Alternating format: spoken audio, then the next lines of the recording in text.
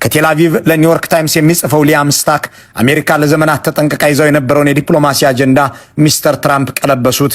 ኢየሩሳሌም የእስራኤል ዋና ከተማ ነች ብለው አወጁ። ኤምባሲያቸውንም ወደዚያች አወዛጋቢ ከተማ ለወጡ በማለት ነገሩን ያስታውሰዋል። በእርግጥም ሊያም ልክ ነው። ከፕሬዚዳንት ሃሪ ትሩማን እስከ ባራክ ኦባማ ድረስ የነበሩ 12 ፕሬዚዳንቶች አጨቃጫቂዋን ኢየሩሳሌምን የተመለከተውን አጀንዳ በዘዴ ይዘውት ኖረዋል። በ1995 የአሜሪካ ኮንግረስ ኤምባሲያችን ከቴል አቪቭ ወደ ኢየሩሳሌም ይዛወር ብሎ ቢወስንም በወቅቱ የነበሩት ፕሬዚዳንት ቢል ክሊንተን መሆኑ ተከታዮቻቸው ውሳኔው በመካከለኛው ምስራቅ ውጥረት ይፈጥራል ብለው ውድቅ አድርገው ትተውታል።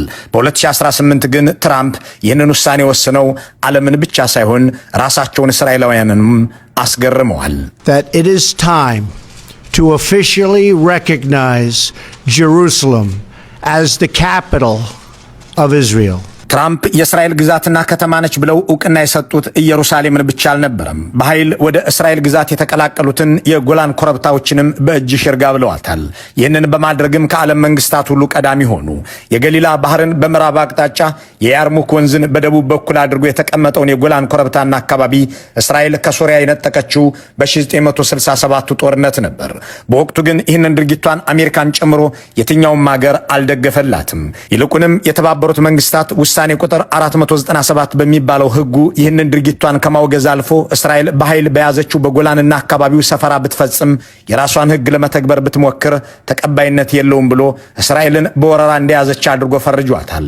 ይህ ውሳኔ ሲተላለፍም አሜሪካ ተስማምታ ድምጽ ሰጥታለች። ሆኖም ዶናልድ ትራምፕ ይህንን በ2019 ሽረውታል። የጎላን ኮረብታዎች የእስራኤል ነበሩ፣ የእስራኤልም ይሆናሉ ብለው ፕሬዚዳንታዊ አዋጅ ካወጡ በኋላ የኔታንያሁ መንግስት አዲስ የሰፈራ እቅድ አውጥቶ ተንቀሳቅሷል። በጎላንና አካባቢው የሚካሄደው ሰፈራም ትራምፕ ሄትስ ሲባል በስማቸው ተሰይሞላቸዋል። የዶናልድ ትራምፕ የአይሁድ ውለታ በዚህ አያበቃም። ለእስራኤል ዕውቅና እንሰጥም ያሉ አረባዊ ሀገሮችን አስተባብረው እናንተ እኮ ሙስሊምና አይሁድ ብትሆኑም ያው የአብርሃም ልጆች አንድ ናችሁ ብለው አብርሃም አኮርድ የሚል ማዕቀፍም ቀርጸው ለቴል አቪቭ ዕውቅና እንዲሰጡ አድርገዋል። ኤምሬትስ፣ ሱዳን፣ ባህሬንና ሞሮኮ ከእነዚህ ውስጥ ይጠቀሳሉ። እነ ሳውዲ መንገድ ላይ ናቸው።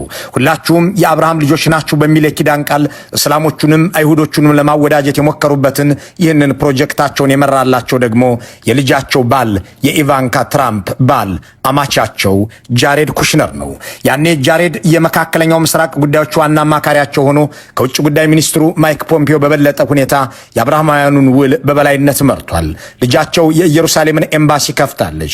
በዚህ ልክ ቤተሰባቸውን ጭምር ያሰማሩበት የአፍቃሪ እስራኤል ፖሊሲያቸው 2 ክረምቶችን የቆየው የጋዛ ጦርነት በእስራኤል የበላይነት ሲጠናቀቅም የሰላም ስምምነት በግብፅ ተፈርሞ ሐማስ እንዲበተን ተወስኖ ተፈርሟል። ይህንን የሚያስፈጽም ቦርድ ኦፍ ፒስ የተባለ ፕሮጀክትን በጸጥታው ምክር ቤት አጸድቀዋል። የዚህ የቦርድ ኦፍ ፒስ ዋና አስተባባሪ ሆኖ የተመደበውም ዘንድሮስ ፖለቲካ በቃን ብሎ ከነሚስቱ ወደ ፍሎሪዳ ሄዶ የነበረው አማቻቸው ጃሬድ ኩሽነር ነው። ይህንን ቦርድ እንዲመራ በተመደበለትም ያለፈው ጥፋት ሁሉ በአማቱ በትራምፕ ዘመን እንደሚታረም ሲናገር እንዲህ አለ። You are here today. We are going to hear from Mr. Kushner to talk about the future of the Board of Peace.